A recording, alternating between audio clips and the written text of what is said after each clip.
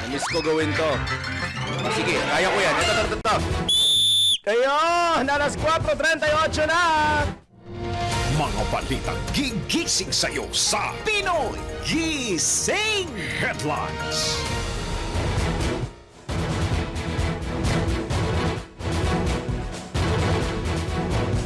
Ngayon po'y araw na ng Huwebes, ika-19 na po sa buwan ng Pebrero taong 2026 sa ulo ng Bagang Balita. Pinoy Gising!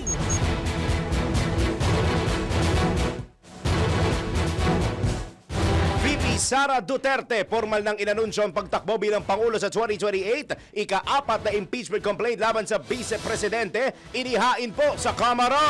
Pinoy Gising! Dating Pangulong Rodrigo Duterte hindi dadalo sa confirmation charges hearing. Duterte tumanggi pa rin kilalanin ng jurisdiksyon ng ICC. Pinoy Gising! Mapa ng Pilipinas kasama ang West Philippine Sea isinapubliko na ng NAMRIA. Pinoy Gising! Sa ibayong dagat, limang bata patay sa sunog sa Espanya. Pinoy Gising! Sa sports, Alex Iala pasok na sa 1000 Dubai Tennis Championship quarterfinals. Pinoy Gising! Kapitbahay na nakikikabit sa koneksyon nyo ng kuryente at tubig. Nako, bawal ito. Pinoy Gising! O nga bang nakakahawa ang paghikab kapag nakita o narinig sa ibang tao? Mamaya, let's prove it! Pinoy Gising! At sa mundo ng showbiz, Sex Bomb Girls magkakaroon ng ikalawang concert sa Amerika. Isigaw na ang sigaw ng sambayanan! Pinoy Gising! Alamin na ang mga viral na balita, mga trending na pinag-uusapan, kasama ang mga taong sa balita. Pinoy Gising! Matindi pa sa maingay pa sa manok. Pinoy Gising! Talaga namang lahat gising kay Daryl Justin sa Pinoy Gising! Sa DWIZ News Nationwide, DWIZ News FM Regional Stations, live din online. Bango na, gising na! Pinoy Gising!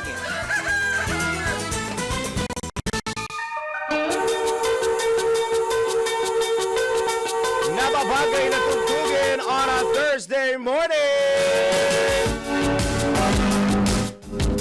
Iniaalay po natin ang tugtog na ito kay Vice President Sara Duterte dahil gusto niya na pong pamunuan ang ating bansa pagsapit ng 2028. Yun naman ang dahilan kung bakit nagpahayag ng intensyon ng ikalawang Pangulo ng ating bansa, ang kasalukuyang ikalawang Pangulo ng ating bansa, ng kanyang intensyon na maglingkod pa sa bayan bilang punong ehebo kung mamarapatin ng taong bayan na siya po'y iboto sa darating na 2028 elections, di ba? Gaya nga ng sabi ng political analyst na si sa dating Secretary Ronald Llamas, 2028 came early in 2026. So, di ba? Sabi sa inyo ngayon pa lang 2026, marami ng pag-uusapan sa mangyayaring eleksyon, national elections, national presidential elections sa darating po na 2022. Narinig nyo rin po ba ang sagot ni komento dyan ni Senator Risa Hontiveros nung siya ay nagkaroon ng press conference kahapon po dyan sa Senado? Sabi niya, sinabi daw ng mga kilalang mga philosophers, mayroon daw tayong free will, gamitin natin ito. Totoo naman, meron naman ho talaga tayong free will para gamitin ito at sana'y mapakinabangan na maayos na ating mga kababayan. At the end of the day, kahit gaano pa kalaki ang hype, kahit gaano pa kalaki ang announcement, kahit gaano pa kalaki ang mangyayaring nakapagbabagbag damdaming lalim, no? Kung ano man po ang kahihinatnan natin by 2028, it all lies down within the next few weeks, next few months, up until next year, pag meron na pong opisyal na naghain ng Certificate of Candidacy sa kanilang itatakbong posisyon para sa taong 2028. Mahaba-haba pa po, lalakbayin natin. Marami-rami pa ang pwede mangyari. At ang sabi ko nga, in politics, anything can happen. Kaya, laging tandaan na walang permanenteng kaibigan at kaaway sa politika. Ang meron lang ay permanenteng interest. At ang meron lang din para sa taong bayan, ika nga ng mga telenovela, abangan ang susunod na kabanata. Isa pong masigla magandang Thursday morning, Luzon, Visayas, Mindanao, Pilipinas. Sumasa inyo na po ang inyong morning habit ng Thursday edition ng Pinoy Gising sa DWIZ at Aliw Channel 23. Narito pa rin tayo para magbigay ng balita, impormasyon, updates, buhat sa loob at labas ng ating himpilan. Dire-diretso po yan hanggang alas 6 in the morning. Ako inyong kasalo, ako inyong kadaldalan, ako inyong kabalitaan. Every 4:30 to 6, ako po si Donald Justin. Pinoy Gising!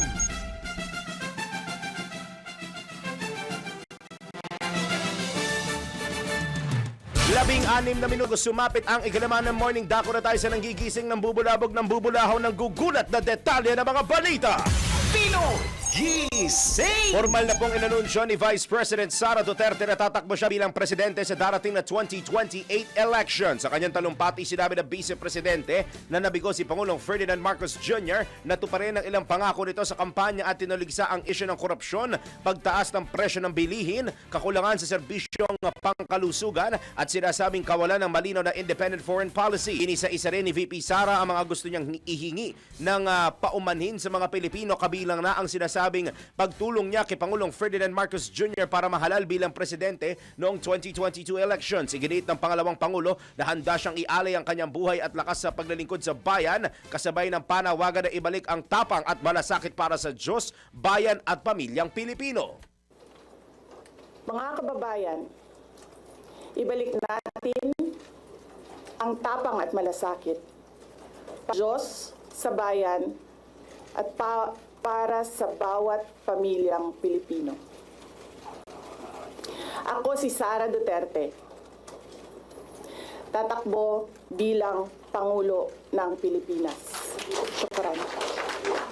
Yan po, narinig nyo ang tinig at naging pag-anunsyo ni Vice President Sara Duterte. Pinoy Gising! Kaugnay po kay VP Sara, isinampana sa Kamara ang ika-4 na impeachment complaint laban po sa Vice Presidente. Ihain ni Attorney Nathaniel Cabrera ang nasabing reklamo sa Office of the House Secretary General kagabi dahil sa umano'y culpable violation of the Constitution, betrayal of public trust, graft and corruption at iba pang krimen. Ito ay matapos kumpirmahin ni VP Sara ang kanyang intensyong tumakbo bilang Pangulo sa 2028 elections or national elections. Inendorso naman na House Deputy Speaker Francisco Paulo Ortega V at Manila 6th District Representative Benny Abante Jr. ang ika-4 na reklamo. Nakasaad sa reklamo ang 9 na batayang ang umano'y kabigoang maging tapat at ganap na ideklara ang assets, liabilities at net worth. Kabilang din sa mga batayan ang kanyang asal at mga umano'y pagbabanta na hindi umano angkop sa dignidad at tungkulin ng isang vice-presidente. Sa isang pahayag, sinabi ng legal team ni VP Duterte na ipinaalam na sa kanila ang paghahain ng ika-4 na impeachment complaint. Pinoy Gising! Sa oras po natin na 14 na minuto bago sumapit ng ikilima ng morning. Parin Daniel, it's that. Tanggap muna tayo ng mga reports. DWIZ Patrol Report! Maagang pag-anunsyo ni VP Sara sa pagtakbo sa 2028 presidential elections, planado ayon sa isang mambabatas. Kung sino yan, alamin sa report ni Patrol 30, Jelly Mendez. Naniniwala si House Senior Deputy Majority Leader at Iloilo Representative Lawrence Defensor na planado at strategic decision ang maagang anunsyo ni Vice President Sara Duterte sa kanyang plano na tumakbo sa 2028 presidential election. Sinabi ni Defensor na malaking advantage para kay VP Sara ang naturang announcement, lalo na't wala pang inilutang ang administrasyon na magiging presidential candidate. Bukod pa dito ay mataas ang ratings ni VP Sara dahil para sa mga Pinoy, kung sino ang nangunguna at lumulutang sa mga survey ay ito na lang ang kanilang posibleng ikonsidera. Binigyan diin ng mataas na kung may third force ay posible pang makapag-isip o magbago ang desisyon na tante dahil pwede pa nilang pagpilian ang mga kandidato sa pagkapangulo. Sa kabila nito ay tiniyak ni Defensor na hindi hadlang ang pagiging malakas sa kandidatura para isulong ang impeachment laban kay VP Sara. Batay sa impormasyon, inaasahang sa susunod na linggo ay isasama na sa order of business ang impeachment complaints laban sa Vice Presidente upang i-refer sa House Committee on Justice na pinamumunuan ni Batangas Representative Jervil Luistro. Si Patrol 30. Jelly Mendez nag-uulat para sa impilang metodong lakas sa DWIZ. Nagbabalita ng tama, naglilingkod ng tama. Samantala, Manila Regional Trial Court hinatulan ng mahabang buhay na pagkakakulong at pinagbulta pa ng 15 pesos ang tatlong individual na sangkot sa tangkang pagpasok ng halos 1 bilyong pisong halaga ng droga sa ating bansa. Report mula kay Patrol 5, Ayayo Pangko. Hinatulan ng habang buhay na pagkakakulong o reclusion perpetua at pinagmumulta ng 5 milyong piso ang tatlong individual na sangkot sa tangkang pagpasok ng halos 1 bilyong pisong halaga ng illegal na droga sa bansa. Sa desisyon ng Manila Regional Trial Court, hinatulang guilty beyond reasonable doubt sina Moctasil Abundol, Asimonodin, Emmanuel Paulo de los Reyes Landicho at George Sim Fernandez sa kasong paglabag sa Comms Modernization and Tariff Act. Nagugat ang kaso ng masabat ng Bureau of Customs BOC sa Manila International Container Port ang mahigit 146 na kilo ng illegal na droga na may halagang aabot sa mahigit na 998 million noong January 2019. Ayon kay Customs Commissioner Ariel Nepomuceno, ang tagumpay patunay na epektibo ang legal at enforcement mechanism ng ahensya alinsunod sa direktiba ni Pangulong Ferdinand Bongbong Marcos Jr. para sa mas mahigpit na pagpapatupad ng batas laban sa illegal na droga. Pagtitiyak ng Customs Commissioner, lalo pa nilang palalakasin ang kanilang mga mekanismo upang matiyak na ang mga bawat paglabag sa customs ay hahantong sa kaukulang parusa habang pinapanatili naman ang due process at mapanaig ng batas. This is Patrol number 5. Ayayo pa ako para sa simple metodo ng lakas. DWIZ. Nababalita ng tama, naglilingkod ng tama. Kapag may bagong balita, naka-on air, agad-agad, DWIZ. Patrol Report. Unang bugso po yan, balitaan ngayong araw po ng Thursday, February 19, 2026. Sa oras po nating eksakto, 9 na minuto bago mag-alas 5 ng morning. Iba pa mga balita sa pagbabalik ng Pinoy Gising! Pinoy! Dalawa nakaligtas matapos lumampas sa runway. Lumampas sa runway ng Plaridel, Bulacan Airport. Alamin natin ang detalye sa report ni Patrol 45, Kuyang Raul Esperas. 2 katao ang nasugatan matapos na sumadsad sa damuhang bahagi ng Plaridel Airport ang isang Cessna 152 na may tail number RPC 2764 sa damuhang bahagi ng Plaridel Airport. Sangayon sa inisyal na impormasyon, ang sumadsad na eroplano sa damuhang bahagi ng Plaridel Airport ay pag-aari o operated ng Flatline Aviation School at ito ay may sakay na 2 katao na sa kabutihang palad ay nakaligtas matapos ang insidente. Patuloy naman ang sinasawang investigasyon ng Civil Aviation Authority of the Philippines o CAP Aircraft Accident Investigation sa nasabing insidente.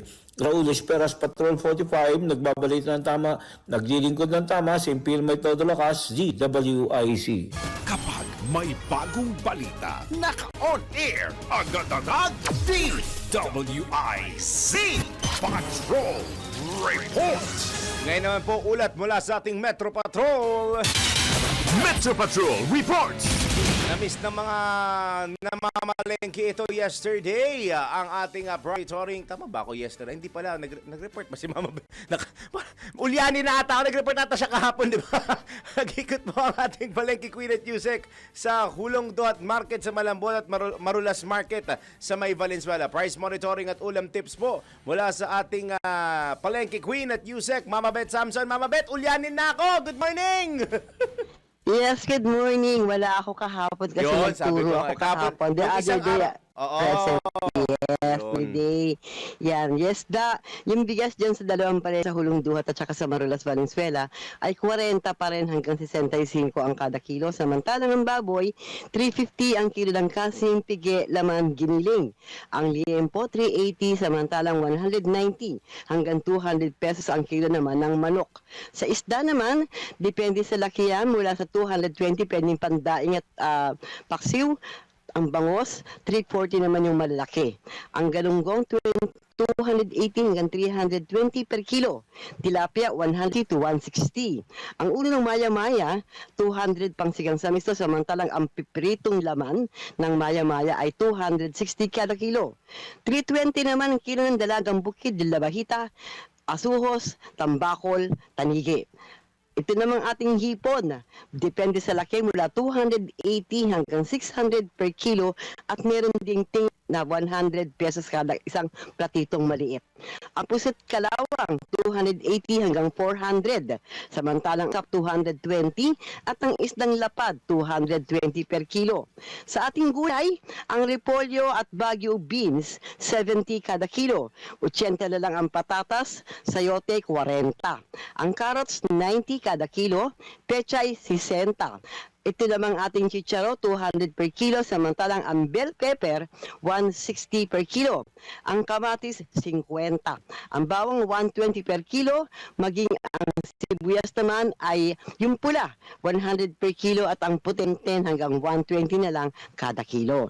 Itong ating ulam tips, pwede kayo magputserong baboy o putserong manok, bulalong buto-buto with mais, sarsyadong isda, o espada, paksiw na bangus, halo-halong gulay sa gata, lumpiang sariwa, lumpiang gulay, kaldereta, apretadang manok, at syempre ang walang kamatayan at hindi pwedeng mawala. Daryl's Fried Chicken. Ayan. Ayun na ang hinahanap mong dighay. Oo. Ang pambansang dighay. Kasi ang sabi Ayan. sa akin, sinesenyasan ako, Mama Beth ni Daniel, isang dighay, isang pirasong manok daw. So nagbibilang, nililista niya talaga kung ilan yung dighay niya. Maraming kilo ng manok na yan. Yun. Palagay ko hanggang 1 linggong budget hanggang 2 linggo ay makakasustain dyan. Sa Pupusta dighay ako na kung yan. nangyari yan, si Daniel, Mama Beth may pakpak na. Sa bahay. Oo, lilipat niyan. Titilaok na ng titilaok loob ng studio. Anyway, dahil salamat para sa ulam tips sa Pinoy Gising Metro Patrol ang inyong palengke ng DWIZ, Beth Samson. Nagbabalita ng tama at syempre araw-araw magbabudget tayo ng tama. Back to you, Daryl. Pinoy Gising! Thank you, Mama Beth. At nakakalabing lima ka na ba, parang Daniel, na dighay? Hindi. Konti yun, no? Konti, no? O, mga 20 siguro. O siya, sa ating NBI, kapitbahay niyo po ang nakikikabit sa koneksyon niyo ng kuryente at tubig. Damay niyo na yung internet ninyo, lalo na kung walang password ng wifi ninyo. Nako! Bawal ito. Alamin kung bawal o hindi. Dahil kung di mo alam to, kaso ang kakaharapin mo sa NBI. Nako, bawal ito.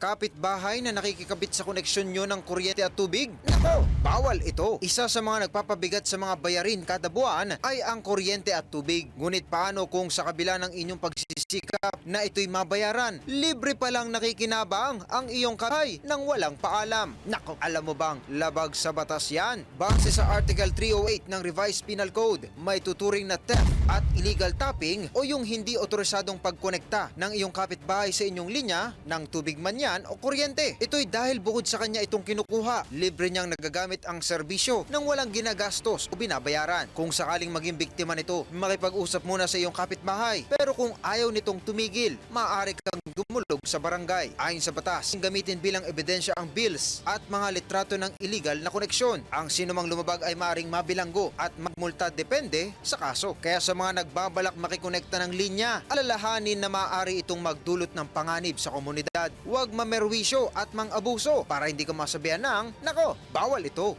Pinoy Gising! Maraming salamat sa ating mga giliw na taga-subaybay sa JWIZ 89.3 News FM Northern Luzon, Dagupan. Susunod na po dyan ang programang Todo Balita at Komentaryo. Pero dito po sa atin sa Metro Mega Manila at nalalagi ng bansa, eksaktong 1 minuto na po makalipas ang alas 5 ng Thursday morning. Tuloy-tuloy na 1 oras na balitaan. Susunod na.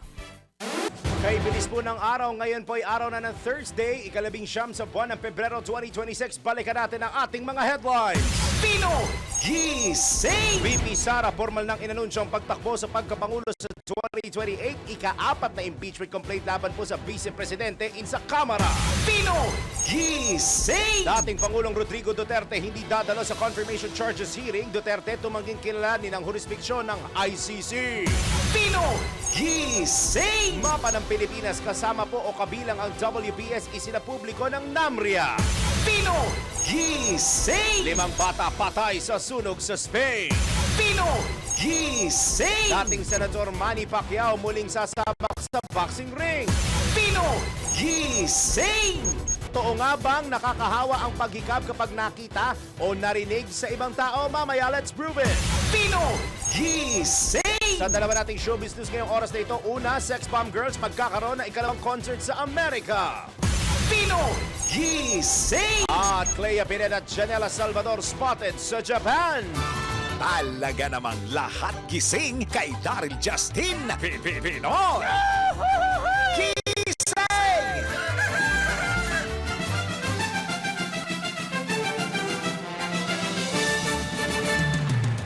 5 minuto na po, 5 minutes na makalipas ang alas 5 na magandang Thursday morning! Yahoy! Ayun, nasasagot na ni Bambam ang aking tanong. Thank you so much, Bambam. Patuloy na po tayo sa iba pang detalye ng ating mga balita. Pino Gising! Formal nang ipinahayag ni dating Pangulong Rodrigo Duterte na hindi niya dadaluhan ang mga pagdinig ng International Criminal Court o ICC para sa confirmation of charges nito mula Pebrero 23 hanggang 7. Ito ay kaugnay ng mga kasong inihain laban sa kanya dahil sa giyera kontra droga noong kanyang administrasyon. Matatanda ang nauna ng sinabi ni Attorney Nicholas Kaufman, lead counsel ng dating Pangulo, na hindi rin gagamit si Duterte ng video conference para pumakilahok. Ayon kay dating Pangulong Duterte, pangunahing dahilan ay ang hindi niya pagkilala sa jurisdiksyon ng ICC sa kanya. Binigyang diin ng dating Pangulo na ang pagdadala sa kanya sa The Hague ay labag sa konstitusyon at soberanya ng Pilipinas. Binanggit din niya na ang kanyang edad at kalusugan at sinabi na ayaw niyang dumalo sa mga na hindi niya matatandaan kalaunan. Iginiit niya na handa na siyang tanggapin ang posibilidad na mamatay sa bilangguan, ngunit mananatiling tapat sa Pilipinas ang kanyang puso at kaluluwa. Sa huli, sinabi ni dating Pangulong Duterte na ipinagmamalaki niya ang kanyang pamana at serbisyo sa mga Pilipino at nananatili siyang lingkod ng bansa. Pino Gising! Inilabas naman po ng National Mapping and Resource Information Authority o NAMRIA ang opisyal na administrative map ng Pilipinas na malinaw na nagpapakita ng West Philippine Sea. Ayon sa NAMRIA, mahalaga ang mga opisyal na mapa at nautical charts sa pagtataguyod at pangangalaga ng maritime jurisdiction ng bansa sa WPS. Mula noong taong 2012 sa ilalim ng Aquino administration, opisyal nang ginagamit ng pamahalaan ang terminong West Philippine Sea sa lahat ng publications, mapa at charts. Paliwanag ng ahensya, ginagamit ang mga materyales na ito ng mga mariners, planners, researchers at iba pang institusyon sa loob at labas ng bansa para sa navigation, geographic information at kaligtasan sa dagat. Din ng NAMRIA na umaabot hanggang 200 nautical miles ang Exclusive Economic Zone o EEZ ng Pilipinas mula sa archipelagic baselines alinsunod sa Republic Act No. 9522 gamit ang eksaktong geospatial data para sa tamang pagtukoy ng maritime limits. Pino Gising! Ginagalang naman po ng House Committee on Public Accounts o ni House Committee on Public Accounts Chairperson at Bicol Saro Party List Representative Terry Ridon ang karapatan ng sinumang tumakbo po sa eleksyon. Pahayag ito ni Ridon kasunod ng anunsyo ni Vice President Sara Duterte na siya ay tatakbo sa 2028 presidential elections. Naniniwala si Ridon na mas mahalagang pagtulungang tugunan ng mga Pilipino o ng mga pinunong ng bansa ang mga mahalagang usaping gaya ng pagkain, trabaho at kalusugan ng mga Pilipino. Bukod pa dito, dapat din anyang tutukan ang mga usapin sa paggamit ng hustisya at pananagutan sa pagpapatakbo ng ating bansa. Samantala, itinuturing naman po na premature at desperado na makabaang naging anunsyo ng pagtakbo ni Vice President Sara Duterte sa pagkapangulo sa 2028 elections. Ayon kay Kabataan Party List Representative Rene Co, hindi kandidatura ng Vice Presidente ang hinihintay ng taong bayan, kundi ang kanyang pagsagot sa mga alegasyon ng katiwalian gaya ng mga sinasabing maling paggamit ito sa confidential at intelligence funds.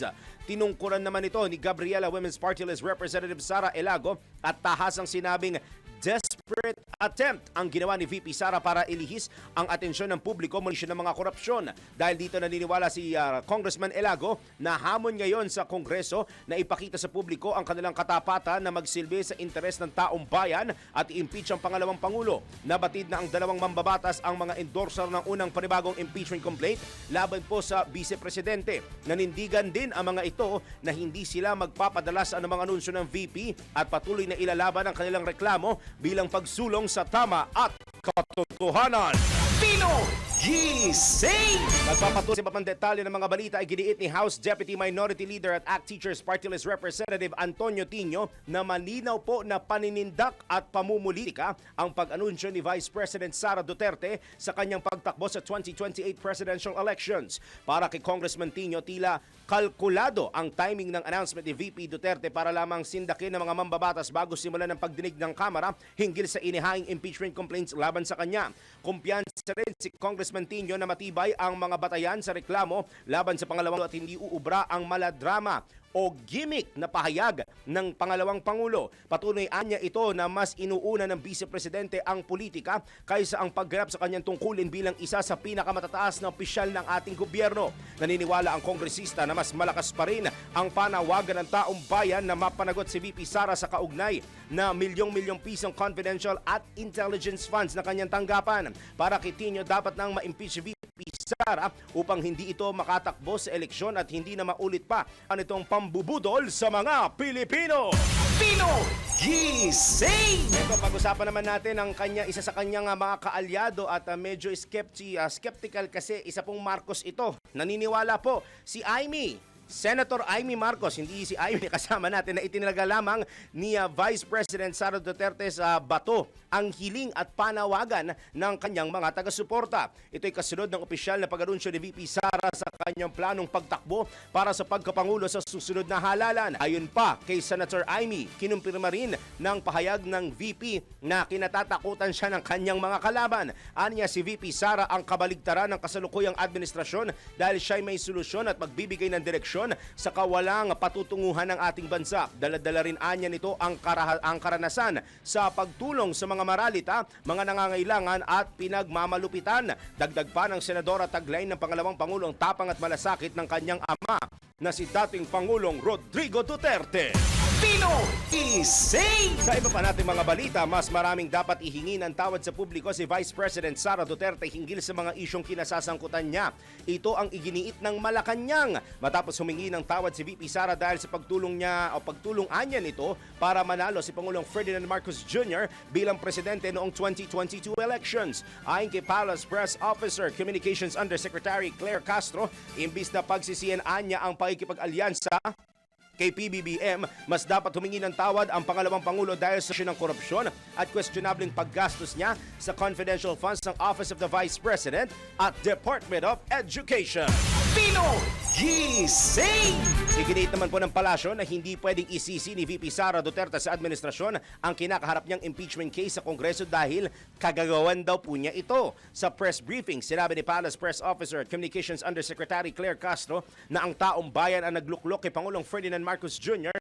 bilang presidente noong nakaraang halalan. Kaya giit ni Yusek Castro, maaaring solohin ni VP Duterte ang credit sa pagkapanalo ng presidente, gayon din ang bunga nito ng kanilang at nabunga po ito ng kanilang pagtutulungan sa ilalim ng tinatawag nilang Uniteam. Dagdag pa ng Palace official, mismo mga Pilipino rin ang makapagpapatotoo kung sino ang tunay na nagtatrabaho sa pagitan ni Pangulong Bongbong Marcos Jr. na isa manong working president kaysa daw po sa pangalawang Pangulo. Pinoy Gising! Balik tayo sa side ng Vice Presidente. Ibinida po ni Senator Padilla ang posibilidad ng isang girl power na tambalan sa 2028 national elections. Ito'y matapos niyang tila tuksuhin si Senator Amy Marcos bilang posibleng maging katandem ni Vice President Sara Duterte sa 2028 elections. Aniya, hindi siya naghahangad ng posisyon kundi nais niyang tumakbo bilang magiging running mate si VP Duterte ni si Senator Amy Marcos. Dagdag pa ni Senator Robin, panahon na para maramdaman ng mga Pinoy ang power. Sinabi rin ni Padilla na pabor siya sa reconciliation at aktibo siyang mangangampanya para sa tambalang Sara Amy sakaling ito ay matuloy. Pinoy Gising! Sabi ko nga sa inyo 2026 pa lang pero ang 2028 maaga na pong dumating. Kilatisin maigi lahat ng mga nagpapahayag ng kanilang hangarin para sa 2028 at nasa ating mga kamay po kung sino ang sa tingin natin karapat-dapat na mamuno sa atin ay sana po ito'y tapat, maayos at walang kung anek-anek ika nga na maglilingkod sa ating bayan. Pinoy Gising! Hindi kinumpirma o itinanggi ni Senator Amy Marcos kung siya ang magiging running mate ni Vice President Sara Duterte sa halalan sa 2028. Ito'y matapos sabihin ni Senator Robin Padilla sa isang panayam na personal niyang isinusulong ang tambalang Sara Amy. Sinabi ni Senator Amy na hindi niya kailanman iniwan si VP Duterte na anyay forever running mate niya. Nang tanungin kung bukas ba siyang tumakbo bilang presidente, iniwasan ng presidential sister ang direktang sagot at sinabing hintayin ang mismong anunsyo ng pangalawang pangulo. Binigyang diin ng senadora na magandang balita ang pag-anunsyo ni VP Duterte na tatakbo ito bilang pangulo dahil nagbibigay anya ito ng pag-asa sa mga Pilipino sa gitna ng anyay magulong pamahalaan. Pinoy Gising! Naglabas naman po ng pahayag ang kampo ni Vice President Sara Duterte kaugnay sa ika-4 na impeachment complaint na isinampa laban sa kanya. Ayon kay Attorney Michael Poa, tagapagsalita ng Defense VP Duterte, ang magkakasunod na pagsasampa ng nasabing reklamo ay hindi otomatikong nagpapatunay sa katotohanan ng mga paratang at tulad ng mga naunang kaso, haharapin nila ang mga ito sa tamang oras alinsunod sa konstitusyon at umiiral ng mga patakaran. Isinampa ni Attorney Nathaniel Cabrera ang nasabing reklamo kahapon na inindorso naman po ni Deputy Speaker Paulo Ortega V at Representative Benny Abante. Nakapaloob sa reklamo ang umano'y betrayal of public trust, culpable violation of the Constitution, maling paggamit ng pondo pa. Iginiit ng defense team na ang impeachment ay hindi dapat gamitin bilang kasangkapan sa politika, kundi isang constitutional mechanism na nararapat isailalim sa patas at makatarungang proseso. Pinoy Gising! Sa iba pa nating mga balita sa oras na ito, inanunsyo ng oposisyon ng kanilang kandidato para sa pagkapangulo sa 2028 elections sa pagtatapos ng taon o sa pagsisimula po ng taong 2027. Ito ang ibinahagi ni Senator Risa Hontiveros kasunod ng naging anunsyo ni President Sara Duterte sa kanyang planong pagtakbo rin sa parehong posisyon sa susunod na halalan. Ayon kay Senator Hontiveros, dahil mayroon namang free will ang lahat, pwede itong gamitin at kahit sila ay ginagamit din ito para pag-isipan kung sino ang magiging kinatawan ng oposisyon. Sabi ng mga paborito nating mga philosophers, tayo po ay may free will, so gamitin po natin. Nandun kami sa proseso ng pagtatakda ng aming sariling timeline. So yung free will na binanggit ko kanina ay ginagamit na rin po namin sa sarili namin. Samantala, nilinaw din ng senadora na hindi nagbabago ang mga tinitingnan nilang kalidad ng isang pinuno na nakatuon laban sa korupsyon at para sa mabuting pamamahala sa bansa.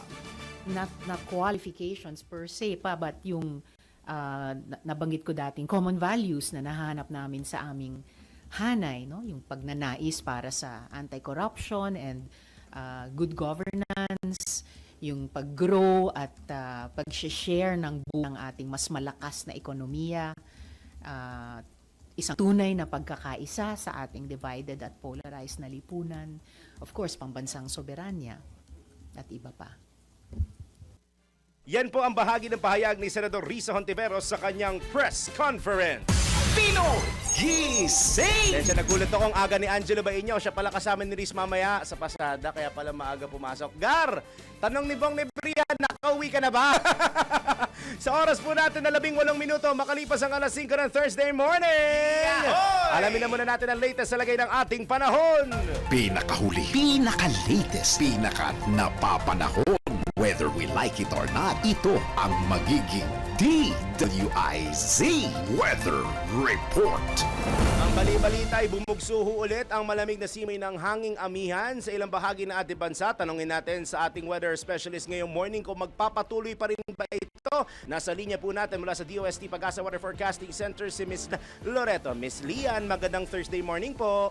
Yes po, magandang umaga po sa ating lahat. Ito nga pong amihan natin ay bumubugso at ngayon ay nakakaapekto sa may Luzon at Visayas. Although ang expected po natin ay hihina naman na po ito sa susunod na mga araw. Samantala yung shear line natin, ito po yung magdadala ng mga pag-ulan, especially sa may eastern section ng may Mindanao, particular po dito sa may Caraga, Davao Region, Northern Mindanao, Soc-Sargen, Basilan, Sulu, Tawi-Tawi, maging sa may eastern Samar, Biliran, Leyte, Salite, Cebu at Bohol. So yung mga pag-ulan nitong shear line ay nasa katamtaman hanggang sa malalakas. So posible pa rin po yung mga pagbaha at pagguho ng lupa dahil dito, kaya doble ingat po sa ating mga kababayan.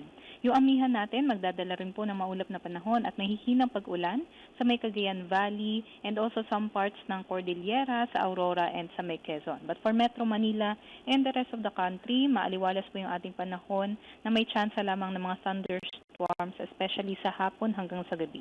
Sa ngayon, wala naman po tayong anita na bagong sama ng panahon at wala din po tayong nakataas na gale warning sa anumang baybaying dagat ng ating bansa.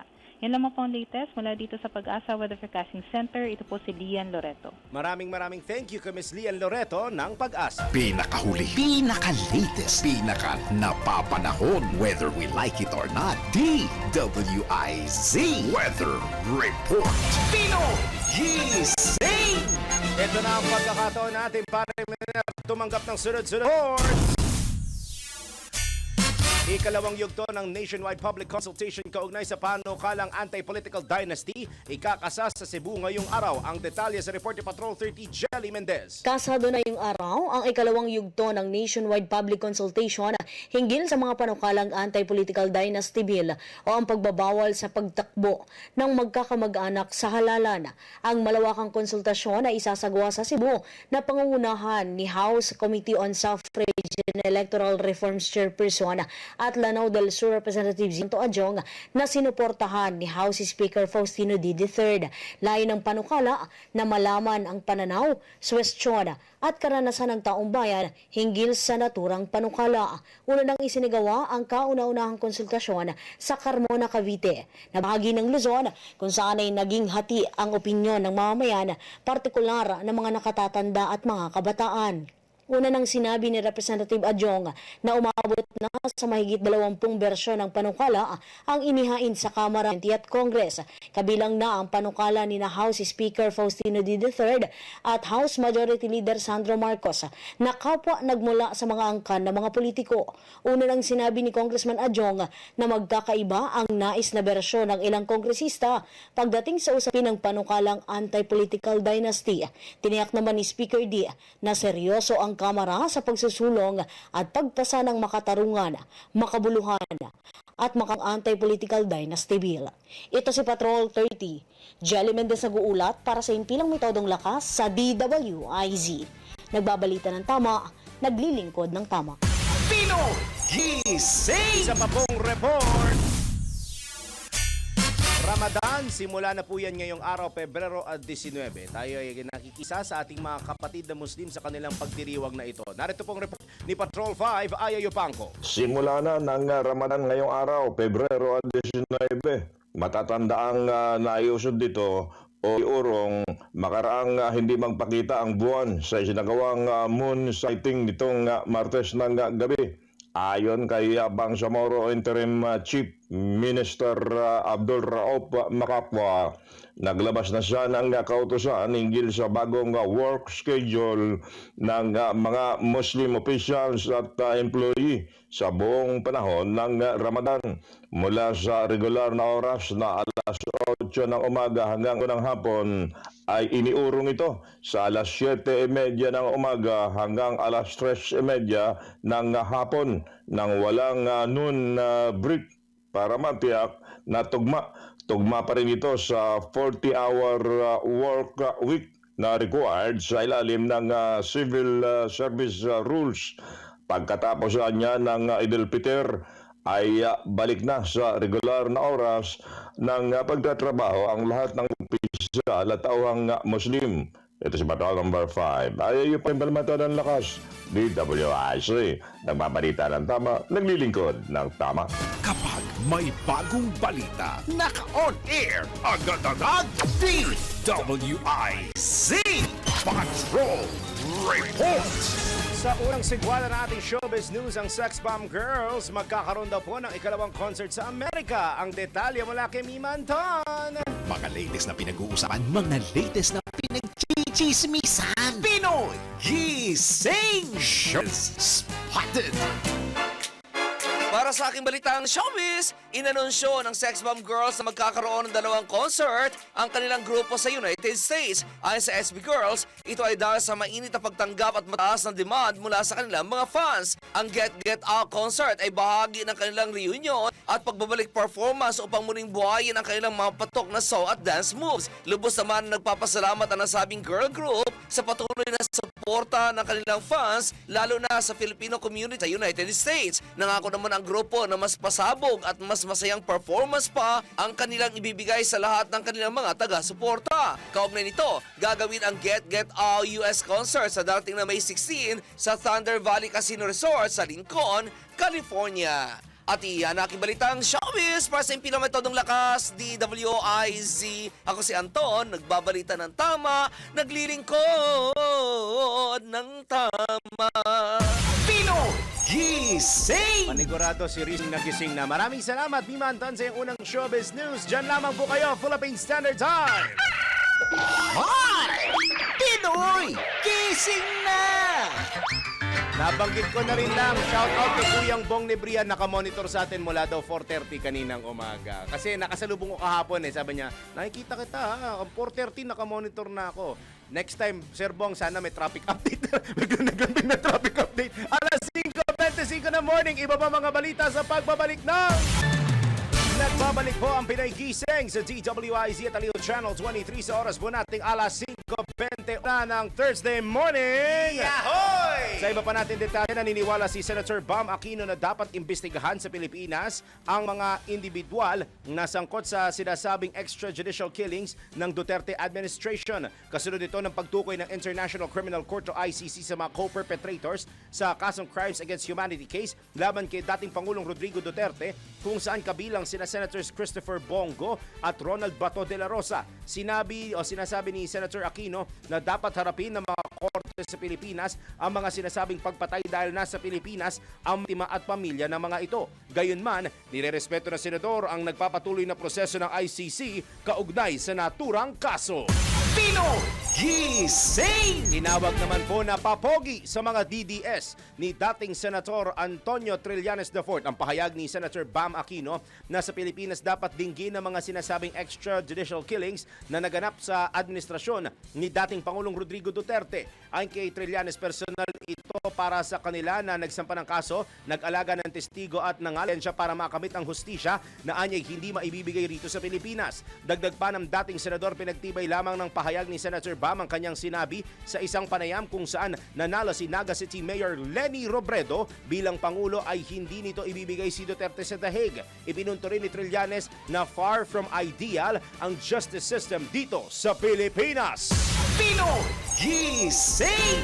Sa iba pa nating mga balita sa oras na ito, posible ring isyuhan ng International Criminal Court o ICC ng arrest warrant ang ilang co-perpetrators ni dating Pangulong Rodrigo Duterte kaso nitong Crimes Against Humanity. Gayunman, aminado si ICC Assistant to Counsel Attorney Cristina Conti na hindi pa matukoy kung ilan o lahat ba ng mga pinangalan ng co-perpetrators ay ipapaaresto. Ipinaliwanag din ni Conti na maglalabas lamang ang ICC ng mandamiento de aresto sa kinikilala nitong pinaka-guilty sa naturang kaso. Pwedeng maglabas, pero ang hindi lang natin alam kung ilan at any or all ba ang papailan. Kasi ito ang least perpetrators mga gumawa. ICC mag-a-apply ng warrant dun sa kinikilala niyang quote-unquote most responsible. Hindi pa natin nakikita yung ganyang finding doon sa dokumento mismo. Pero pwede kang maghinuha o pwede tayong mag-infer. Pero kung ako po, abangan na lang natin kung sino ang sasampahan or a-applyan ng warrant of arrest ng ICC.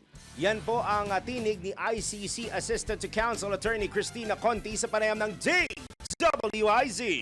Pinoy Gising! Sa pagkakataon ng Winer, tanggap tayo ng ulat mula sa ating Metro Patrol. Marijuana nasamsam sa Caloocan bypass operation, kasabot ng suspect nakatakas. Report mula kay Mama Beth Samson. Naaresto ng Caloocan City Police Station ng 25 anyos na lalaki sa paglabag sa Section 11, Article 2 of Republic Act 9165 o ang Comprehensive Dangerous Drugs Act of 2002 makaraan ng isinigawang buy-bust operation sa Barangay 131 kahapon ng umaga. Sa ulat ng Police District Director Police Brigadier General Christopher de la Cruz na mga operatiba ng Station Drug Enforcement Unit na pinamumunuan naman ni Police Chief Police Colonel Joey Gofort at sa koordinasyon ng PDEA, 1:22 ng madaling araw na masakot ang sospek sa Barangay 131, Caloocan City. Nakumpisa sa sospek ang kalahating brick ng marijuana na tumitimbang ng 500 grams na nagkakahalaga ng 60,000 pesos. Isang plastic na naglalaman ng high-grade marijuana o kush na 20.54 grams ang timbang at isang small heat-sealed transparent plastic sachet na may lamang kush na may timbang na 0.71 grams na tinatayang may street drug price na 37,875 pesos, sling bag at buy-bust money. Ang ikalawang suspect naman ay isang lalaking high-value individual na nakatakas at nahaharap sa kasong paglabag sa Sections 5 and 11, Article 2 of RA 9165, samantalang ang narestong suspect ay sasampahan din ng kasong paglabag sa Section 11 of RA 9165 at hiwalay na kasong paglabag sa Sections 5 at 11 laban sa at-large na suspect. Metro Patrol Beth Samson para sa himpilang metodong lakas. DWIZ, nagbabalita ng tama, naglilingkod ng tama.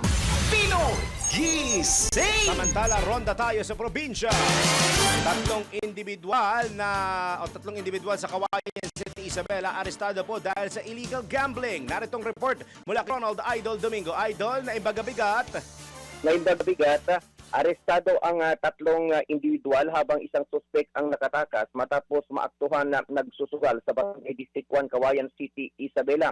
Kinilalang mga suspect bilang si alias Dandan, 70 years old, isang nagngangalang Louie, 52 years old, at isang nagngangalang Maribel, 38 years old, pawang residente ng mga District 1, habang patuloy pang pinaghanap ang suspect na kilalang si alias Jojo. Ayon sa investigasyon, nadatnan ng mga operatiba ang mga suspect na aktual na naglalaro ng tepito na agad nagresulta sa kanilang pagkakaresto. Na-recover sa pinangyarihan ang isang mesa, 3 silya, isang set ng baraha at habang 685 pesos na pinaniwala ang pusta sa sugal. Ipinaramuman sa mga suspect ang dahilan ng kanilang pagkakaresto at binasahan ng karapatan sa ilalim ng Miranda rights. Dinala sila kasama ang mga nakupiskang ebidensya sa impila ng pulisya para sa karagdagang investigasyon at kaukulang disposisyon. Maharap ang mga anarestong suspect sa kasong paglabag ng illegal gambling law. Ito ang Ronda Patrol, Ronald Idol Domingo, nagulat sa simpilang may tulong lakas, DWIZ. Nagbabalita ng tama, naglilingkod ng tama. Pinoy Gising! Dako tayong Calabarzon. Lalaki napatay sa Laguna. Ayon naman po sa pamilya ng suspect, rob out daw po ang nangyari. Ang detalye mula kay Kuyang Arman Cambe. Kuyang Arman, good morning. Kay Arman, go. Ay, nawala daw si Kuyang Arman. Balikan natin mamaya si Kuyang Arman Cambe. Samantala sa iba pa nating detalye ng mga balita, dumalo si Senator Christopher Bongo sa plenary session ng Senado kahapon, ilang araw matapos siyang ituro umano'y kasabwat sa sinasabing crimes against humanity ni Dangulong Rodrigo Duterte. Iginit ni Senator Go na wala siyang ginawang mali at wala siyang dapat ikubli. Bukod kay Go, tinukoy din ng Office of the Prosecutor ng International Criminal Court sina Senator Ronald Bato de la Rosa at iba pang dating opisyal ng pamahalaan bilang mga co-perpetrator umano ni dating Pangulong Rodrigo Duterte. Nauna nang pinabulaanan ni Go ang mga paratang laban sa kanya na anyay walang batayan, isang panig lamang at hindi makatarungan. Gising! Istulang invisible ngayon si Senator Roto de la Rosa matapos ilang buwang hindi nagpapakita po ito sa Senado. Ito ang sinabi ni Senate President Pro Tempore Panfilo Ping Lacson sa isang panayam nang tanungin kung nakikipag-ugnayan pa si Senator Bato sa Senado sa loob ng ilang buwang pagliban. Dagdag pa niya, ang tanging nakakausap ng Senado ay isa sa mga anak ng senador at ilan sa kanya mga tauhan na patuloy pa rin pumapasok sa nasabing opisina. Gayunman, inamin din umano ng mga ito na wala silang natatanggap na balita mula kay Senator De La Rosa. Wala rin anyang na ipaparating na mensahe ang senador tungkol sa nitong bumalik sa Senado. Samantala, tiniyak naman ng liderato ng Senado na mananatiling bukas ang opisina ni Senator Bato at patuloy na sasahod ang kanyang mga empleyado kahit hindi siya dumadalo sa mga sesyon hanggat siya ay nananatiling miyembro ng Senado. Pinoy Gising! Balik ko tayo sa probinsya. Lalaki arestado sa search warrant operation sa Ballesteros, Cagayan. Nagbabalik si Kuyang Ronald Idol Domingo. Arestado ang isang lalaki matapos ang isinagawang operasyon ng pinagsanib na pwersa ng kapulisan sa Ballesteros, Cagayan. Ang operasyon ay sinagawa ng Joint Operating Team na binubuo ng mga personel ng Ballesteros Police Station sa panguna ni Police Captain Jim Palactao, Acting Chief of Police bilang lead unit. Katuwang ang 203rd Maneuver Company ng Rizal Mobile Force Battalion 2. Kinilala ang narestong suspect bilang si Aka Amboy, 49 years old, may asawa, residente ng Ballesteros, Cagayan. Isinagawa ang operasyon sa bisa ng search warrant para sa paglabag sa Republic Act 9165 o Comprehensive Dangerous Drug Act of 2000 search warrant para sa paglabag sa Republic Act 10591 o Comprehensive Firearms and Ammunition Regulation Act. Isinagawa ang paghahalughog sa tirahan ng suspect sa presensya ng mga insulting witnesses na dalawang barangay council at kinatawan mula sa Department of Justice. Sa isinigawang operasyon, nakonpiskan ng mga otoridad ang 5 piraso ng heat shield transparent plastic sachet na naglalaman ng ilang shabu na may kabuang tinatayang bigat na 1.0 grams o gram at kabuang price na 6,800 pesos, 3 piraso ng ilang ginamit na aluminum foil, isang plastic box at 2 unit ng caliber 38 homemade revolver na may kasamang siyam na bala. Ang lahat ng nakumpiskang ebidensya ay maayos na minarkahan at inimbentaryo at idokumento sa presensya ng suspect at ng mga insulating witnesses. Matapos ang operasyon, dinala ang suspect sa Ballesteros District Hospital para sa medical at physical examination ay ihatid sa Ballesteros Police Station para sa kaukulang investigasyon at dokumentasyon at kalaunan ay isinalalim sa drug test at laboratory examination sa Regional Forensic Unit 2 Tuguegarao City. Inianda na ng Ballesteros Police Station ang kaukulang kaso laban sa suspect sa paglabag ng Republic Act 9165 at Republic Act 10591. Ito ang Ronda Patrol, Ronald Idol Domingo, nag-uulat sa simpilang may tudong lakas, DWIC, nagbabalita ng tama, naglilingkod ng tama. Pinoy Gising! Mula Norte, dako tayo Central Luzon. Principal Sog patay sa asawa ng ex-barangay captain sa Angeles City. Tukoy na ang detalye mula kay Kuyang Johnny Gole. Kuyang Johnny, good morning. Yes, tinukoy na nga nitong mga investigadora ng Angeles City Police Station na may hawak dito sa kaso nitong pagpaslang dito kay Ginang Teresa Tess Mamaka, 58 years old, na natagpuan na yung kanyang bangka nilibing dito sa loob mismo ng kanilang compound dito sa Hadrian Street Mountain View Subdivision Barangay Balibago dito sa lungsod ng Angeles. Ayon dito kay Police Colonel Joselito A. Villarosa, ang direktor ng Angeles City Police Office, ang principal suspect ay itong kanilang driver o itong kanilang tsoper na halos 20 taon nang naninilbihan dito sa kanila. Ngayon ay siyang hinahanap nitong pulisya dahil ito'y nagtago na. Ito'y may pangalan na Manuel. Ayon kay Villarosa, halos 80% na solved na itong nasabing kaso, bagamat patuloy yung ginagawang follow-up at manhunt operations dito nga sa dito sa suspect na may pangalan na Manuel, na batid na pinaslang biktima noong February 12 ng hapon. At ayon sa mga investigador, maaring matagal ng plano nitong suspect yung kanyang pagpaslang o gagawing krimen dahil naghukay na umano ito ng sa lupa dito sa loob ng compound bago isinagawa ng itong pagpaslang. Iniwan niya itong gamit na sasakyan nitong si Ginang Mamaka na narada niya dito sa Magalang Town Plaza o dito sa parking lot ng Magalang Town Plaza kinaumagahan noong February 14 na. Ito'y bahagi umano upang ligawin ang investigasyon ng pulisya. Sa ngayon ay patuloy yung isinasagawang manhunt operations kasabay ng pag-alok ng 200,000 pesos nitong si Pampanga 1st District Representative Carmelo Pugi Lasatin Jr. Sa sino mang makapagbibigay informasyon sa pinagtataguan ng suspek para sa kaagarang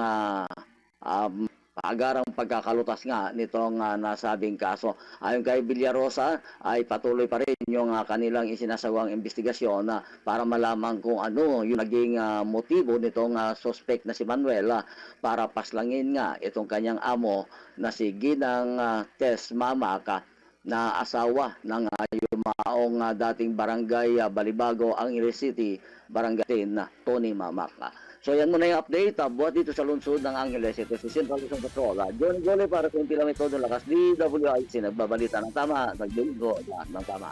Pinoy Gising! Akyat ulit tayo ng Norte. Lalaki sa Paway, Ilocos Norte, arestado sa search warrant operation. Nagbabalik si Kuyang Ronald Idol Domingo. Isang police operation sa panguna ng Paway Municipal Police Station ang nagresulta sa pagkakaresto sa isang 19 anyos na suspect at pagkasam ng dilisensyadong baril kasunod sa pagpapatupad ng search warrant para sa paglabag sa Republic Act 10591 sa Barangay 2 San Roque, Paway, Ilocos Norte. Sa legal na paghahanap, na-recover ng mga otoridad ang isang kalibre 38 revolver na may 3 live ammunition. Ito ang Ronda Patrol, Ronald Idol Domingo, nag-uulat sa Simpilang May Tudong Lakas, DWIZ. Nagbabalita ng tama, naglilingkod ng tama. Pinoy Gising! Mula Norte, baba tayong Bicolandia. Reshuffle ng ilang Chief of Camarines Sur, normal lang ayon sa PNP Provincial Office. Narito ang report ni Kuyang Melvin Machado. 4 na municipal police station sa Camarines Sur ang nagkaroon ng pagpapalit ng mga chief of police. Ito ang mga bayan ng Goa, Garchitorena, Kamaligan at Karamoan, Camarines Sur. Ayon sa tagapagsalita ng Camarines Sur Police Provincial Office na si Police Captain Lisa Jane Alteza, normal lang sa mga opisyal ng PNP ang mailipat ng destino. Bahagi rin umano ng pagtaas ng ranggo ang paghawak ng iba't ibang posisyon sa PNP, lalo na hawak ng iba't ibang municipal police station. Dahil sa loob lang ng lalawigan ng Camarines Sur na assign ang naturang mga opisyal ay si Police Colonel Virgilio Olale Jr., Provincial Director ng PNP Camsur, ang pumirma sa kanilang reassignment. Nauna nang sinabi ni Police Colonel Olale na performance ang kadalasang pinagbabatayan ng paglilipat ng destino, maliban na lang kung nakadalawang taon na ang isang chief of police sa hawak nitong municipal police station. Ito ang Ronda Patrol, Melvin Machado para sa Himtodong Lakas, DWIZ. Nagbabalita ng tama, naglilingkod ng tama. Pinoy Gising! Yan naman po kayo, Philippine Standard Time. Hoy! Pinoy Gising na! Uy, sumasakto si Darin. In punto, 15 minuto bago mag-alas 6 ng morning. Iba pa mga balita sa pagbabalik ng Pinoy! Nagbabalik po ang Pinoy Gising sa DWIZ Talio Channel 23 sa oras nating 12.5 minuto bago mag-alas 6 ng morning. Meron tayong umahabol na report. Report po ng ICI, patuloy pang nire-review ni PBBM ang detalye mula kay Patrol 13, Gilbert Perdes. Nakita na raw ni Pangulong Ferdinand Marcos Jr. ang sinumiteng report ng Independent Commission for Infrastructure ICI kaugnay ng investigasyon nila sa mga isyu ng korupsyon at katiwalian sa flood control projects. Sa briefing dito sa Malacanang, sinabi ni Palace Press Officer Undersecretary Claire Castro na wala pang pasya hinggil dito si Pangulong Marcos sa ngayon. Patuloy pa rin niya itong inaarelasyo dahil medyo makapal ang report. Sa una ng pahayag ng Palasyo, depende raw sa report ng ICI kung magpapasya ang Pangulo kung kailangan pang magtalaga ng mga bagong miyembro ng komisyon o kung bubuwagin na ito ng tuluyan. Patrol 13, Gilbert Perdes para sa Impila May Todong Las, DWIZ. Nagbabalita ng tama, naglilingkod ng tama. Kapag may bagong balita, naka-on air agad-agad DWIZ. Bago, Report! Samantala, balik tayo ng probinsya. Dalawang paaralan sa Camarines Norte nakatanggap po ng mga bomb threats. Ang report mula kay Kuyang Melvin Machado. Matapos ang bomb threat nitong nakaraang Lunes sa Partido State University sa Goa, Camarines Sur, magkasunod na bomb threat naman ang natanggap kahapon February 18 sa dalawang paaralan sa lalawigan ng Camarines Norte.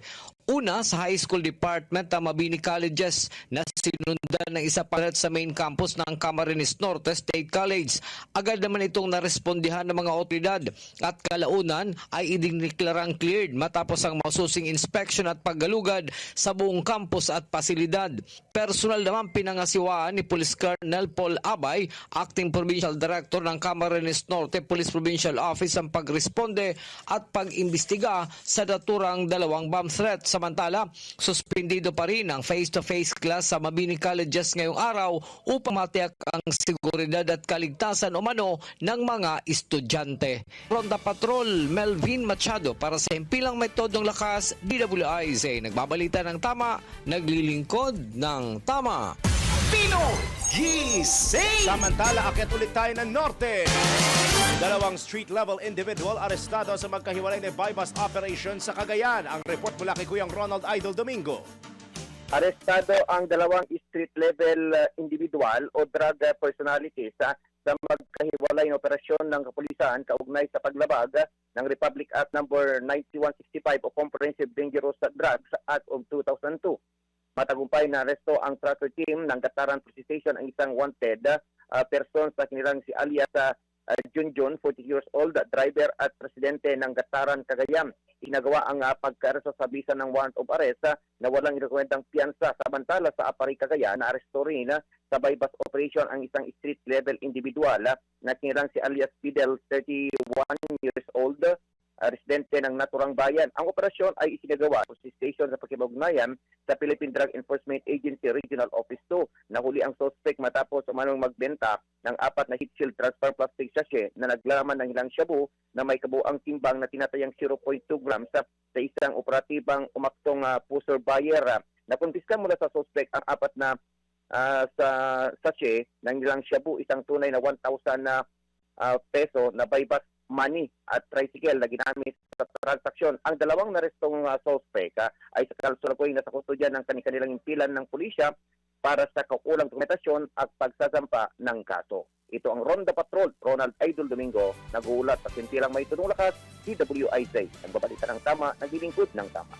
Pinoy Gising! Ngayon naman, totoo nga bang nakakahawa ang paghikab kapag nakita o narinig ito sa ibang tao? Tara, let's prove it. Naging sabi-sabi na sa ating mga Pilipino na nakakahawa ang paghikab at natitrigger ito kapag nakita o narinig natin ng ibang tao na humihikab. Pero may katotohanan nga bang talaga ito o purong sabi-sabi lang? Tara, let's prove it. Bago maniwala sa mga claim na yan, patunayan na yan sa Let's Prove It! Ayon sa myclevelandclinic.org, wala pang malinaw na dahilan kung bakit nga ba't humihikab ang isang tao. Pero merong 3 theories ang mga researchers at kabilang dito ang paggising sa inaantok na isip ng mga tao ng boredom. Pangalawa, may kakayahan ito na i-cool down ang ating isipan dahil sa bawat paghikab na babawasan ang temperature ng utak. Pangatlo, nakikita ng ibang researchers na group synchronization function ang pagkahawa sa paghihikab dahil isa itong signal para ipaalam sa mga kasama ang nararamdamang pagkabagot o stress. Para naman sa mga psychologists, maaari itong pumasok sa sistema na tinatawag na mirroring o ang hindi inaasahang paggaya sa kilos ng ibang tao. Gayunpaman, ang paghikab ay involuntary at uncontrollable bagamat may sabi-sabi na nakakahawa ito. Para sa ilang scientists, matatawag itong reflex o kilos na hindi pinag-iisipan. Pinoy Gising! Mga balitang dapat alam mo kahit sa labas ng bansa. DWIZ, balita sa ibang bansa. Patay ang 5 menor de edad matapos sumiklab ang sunog sa isang apartment building sa Manlleu sa rehiyon ng Catalonia, Spain. Ayon sa mga otoridad, nasa edad 14 hanggang 17 ang mga biktima at hindi mga residente ng nasabing lugar. Bukod sa mga namatay, mayroon din 5 sugatan at 4 sa mga ito ay pinauwi na matapos malapatan ng lunas. Kaugnay nito, patuloy pa rin ang investigasyon ng pulisya upang matukoy ang sanhi ng sunog at kung may kinalaman ng insidente sa anumang krimen. Nagpaabot naman po ng pakikiramay ang regional leader ng Catalonia na si Salvador sa mga pamilya ng mga nasawi mula sa nasabing trahedya. Pinoy Gising! Sa mundo ng palakasan, ang latest malalaman sa DWIZ Sports News. Good news po sa mga tennis fans out there. Pasok na po sa WTA 1000 Dubai Tennis Championship Quarterfinals si Filipina tennis sensation Alex Iyala matapos magwagi laban kay Sorana Cirstea. Sa score na 7-5, 6-4, nagpa-20 anyos na atleta ang 35 anyos na Romanian player. Sunod namang makakalaban ang ating pambato ang WTA ranked number 4 na si Coco Gauff ng Estados Unidos. Matatandaang naging magka-partner si Gauff at Iyala sa Italian Open quarterfinals noong nakaraang taon. Pinoy Gising! Sa atin naman pong showbiz news, sina Clea Pineda at Janela Salvador naispatan po yan sa Japan. Narito po ang showbiz news mula kay Anton. Mga latest na pinag-uusapan, mga latest na pinagchichismisan. Pinoy Gising! Showbiz Spotted! Para sa aking balitang showbiz, spotted na naman sa isang overseas trip ang mga aktres na sina Clea Pineda at Janela Salvador. Sa kanyang Instagram post, ibinahagi ni Clea ang mga litrato sa kanilang Japan trip kasama ang iba pa nilang mga kaibigan. Tampok sa post ang Japanese adventure ni Clea at Janela sa Isodera Temple at Yazaka Pagoda sa Kyoto. Matatandaan na kamakailan lang ay sinama ni Clea si Janela at anak nitong si Jude sa karawan ng kanyang ina. Nagsimulang malink ang dalawang aktres matapos bumida sa queer film na Open Endings noong 2025. At iyan ang balitang showbiz para sa impinametodong lakas, DWIZ. Ako si Anton, nagbabalita ng tama, naglilingkod ng tama. Pinoy Gising! Buti na lang nakita ko si John Rhys gising dahil yun na ang kanyang alarm clock. Good morning po muna tayo sa ating mga taga-subaybay lalo na online sa Facebook page na Kuyang Nelson Malinaw, si Mama Erna. As usual, very early pa rin ang mga regulars natin. Kagaya nila si Mama Susan Neronimo, andyan na rin. Si Mama Nelia Batukan mula sa Surigao del Norte nanonood sa atin online. At si Eloy Jen Giang Buna. Wow, watching from Africa. Ha? Dapat pala Africa tinugtog ko. Batman!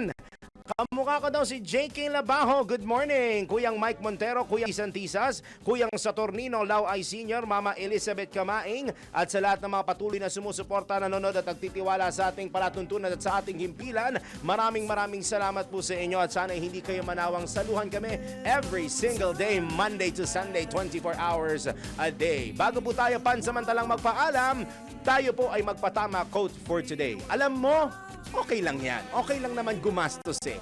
Basta wag mo lang i-compute. Pag narinig ako ni Sir Armand, pagagalitan ako nun. I-compute nyo gastos ninyo. Mahirap na ha.